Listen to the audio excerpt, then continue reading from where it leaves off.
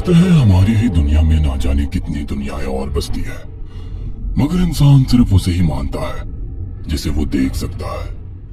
काली अमावस की रात थी। चारों ओर सिवाय हवाएं और शोर के अलावा कुछ भी नहीं था। राजन को आज घर लौटने में देर हो गई थी। रात के सन्नाटे को वो अपनी साइकिल से चीरता हुआ चला जा रहा था।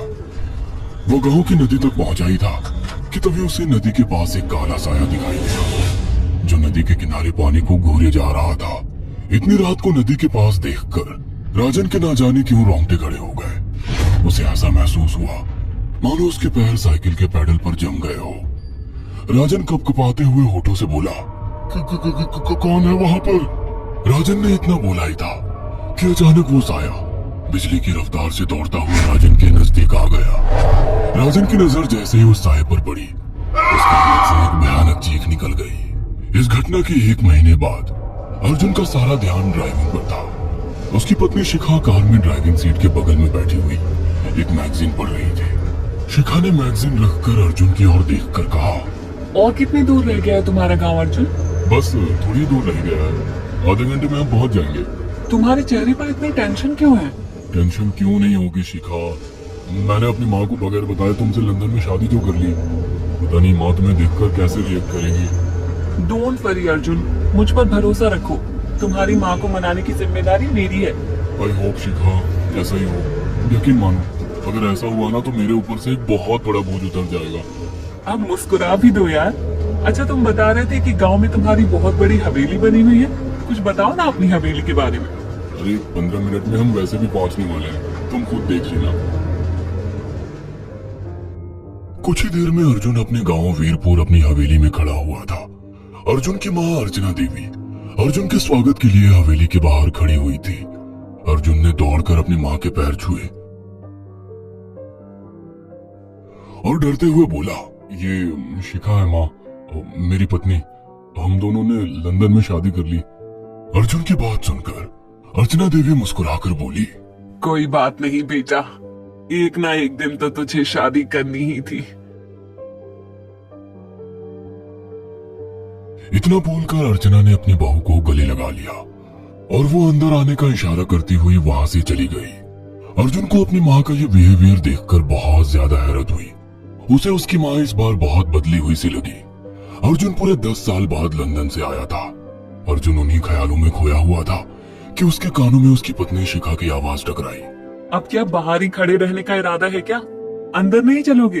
कौन से ख्यालों में गुम हो गए? मुझे लगा था माँ को मेरी शादी के बारे में जानकर बुरा लगेगा, मगर माँ को तो जैसे कोई फर्क ही नहीं पड़ा। अजीब आदमी हो, ये तो अच्छी बात है। मुझे मेहनत करने की जरूरत ही नहीं पड़ी। चलो अब अंदर भी चलो। अर्जुन और शिखा अंदर की ओर चले गए। अर्जुन ने देखा कि उसकी हवेली में सन्नाटा पसरा हुआ था। उसे याद था कि उसकी हवेली में बहुत सारे नौकर चाकर हुआ करते थे। डाइनिंग टेबल पर डिनर के दौरान अर्जुन अपनी माँ से जो बोला, वो सुन उसकी पत्नी शिखा और रहस्यमय अंदाज में मुस्कुराकर लगातार देखे जा रही थी। माँ, हवेली के सारे नौकर कहाँ गए? मैंने सबको छुट्टी दे दी बेटा। लेकिन क्यों माँ? तुम्हें तो काम करने में बहुत ज्यादा तकलीफ होती होगी। नहीं बेटा, मुझे कोई तकलीफ नहीं होती। कुछ वक्त से मुझे सुकून और सन्नाटा अच्छा लगता है। अर्जुन इससे पहले अपनी माँ से कुछ कहता कि उसकी माँ ने उसे बोलने से रोक दिया। अर्जुन चुपचाप खाना खाने लगा। खाने के बाद अर्जुन और शिखा बेडरूम में चले गए। अर्जुन बेड पर सोच में लेटा हुआ था कि अचानक शिखा अर्जुन से लिपट गई और वासना का तूफान अपने चरम पर पहुंच गया था। अचानक शिखा को दरवाजे पर 2 लाल लाल आंखें दिखाई दिए। उसे ऐसा लगा जैसे कि कोई उसे देख रहा हो। शिखा ने तुरंत बेड से उठकर अपने कपड़े पहन लिए। क्या हुआ शिखा? अर्जुन, मुझे ऐसा लगा जैसे कोई हम दोनों को देख रहा हो। पागल हो गई हो क्या? हवेली में सन्नाटा पसरा हुआ है, एक भी नौकर चाकर नहीं है। तुम्हें वहम हुआ होगा। तुमने तो सारा मूड खराब कर दिया शिखा। अब सो जाओ। उस रात अर्जुन तो गहरी नींद में सो गया, मगर शिखा की आंखों से नींद कोसों दूर थी। अगली सुबह शिखा जल्दी उठकर किचन की ओर चली गई, मगर उसने देखा कि उसकी सास अर्चना नाश्ता तैयार कर चुकी थी। माँ, आपने तकलीफ क्यों की? मुझे बुला लेती आप। शिखा की बात सुनकर उसकी सास अजीब से अंदाज में शिखा की ओर देखने लगी। उनके देखने के अंदाज में पता नहीं ऐसा क्या था कि शिखा को अपने रोंगटे खड़े होते हुए महसूस हुए। अर्चना धीरे धीरे करीब कदमों से शिखा के करीब आकर बोली, कोई बात नहीं बेटी, तुम्हें अब यहीं रहना है। तुम सिर्फ मेरे बेटे के साथ प्यार से रहो और जल्दी से मुझे एक पोता दे दो। काम की चिंता मत करो, वो सब मैं कर लूंगी। कुछ ही दिनों के बाद अर्चना गर्भवती हो गई। उसे हवेली में रहते हुए 6 महीने से ज्यादा वक्त हो चुका था और इन 6 महीनों में उसने नोट किया कि जब से वो गर्भवती हुई है, उसकी सास अचानक से आकर उसके पेट पर हाथ फेरने लगती और अजीब से अंदाज में उसके पेट को घूरने लगती। शिखा ने तंग आकर अर्जुन से कहा, अर्जुन, मुझे तुम्हारी माँ का बिहेवियर बड़ा अजीब लगता है। तुम्हारी माँ जब देखो मेरे पेट पर आकर हाथ फेरती रहती है। अरे माँ को अपने पोते के आने का बेसब्री से इंतजार है शिखा, इसमें अजीब लगने वाली क्या बात है? मैं तुम्हें कैसे समझाऊं? मैंने माँ की आंखों में एक अजीब सी चमक देखी है। कैसी चमक? शिखा के मुंह से अचानक से एक अल्फाज निकल गया, जैसे किसी डायन की आंखों में होती है। शिखा की बात सुनकर अर्जुन का गुस्सा 7वें आसमान पर पहुंच गया। वो गुस्से से चीखते हुए बोला, खबरदार शिखा, आगे एक शब्द मेरी माँ के खिलाफ मत निकालना, नहीं तो मुझसे बुरा कोई नहीं होगा। तुम्हें शर्म आनी चाहिए शिखा। जब से तुम यहाँ पर आई हो तब से मेरी माँ तुम्हारी कितनी चिंता करती है। वे तुम्हें समय से खुद नाश्ता बनाकर देती है, खाना देती है, यहाँ तक कि हवेली की साफ सफाई भी वो अकेली करती है। क्या बोलूं अब तुमसे, शर्म आती है मुझे तुम्हें अपनी पत्नी कहते हुए। इतना कहकर अर्जुन गुस्से से कमरे से निकल गया। शिखा अर्जुन से बहुत कुछ कहना चाहती थी मगर कह नहीं पाई।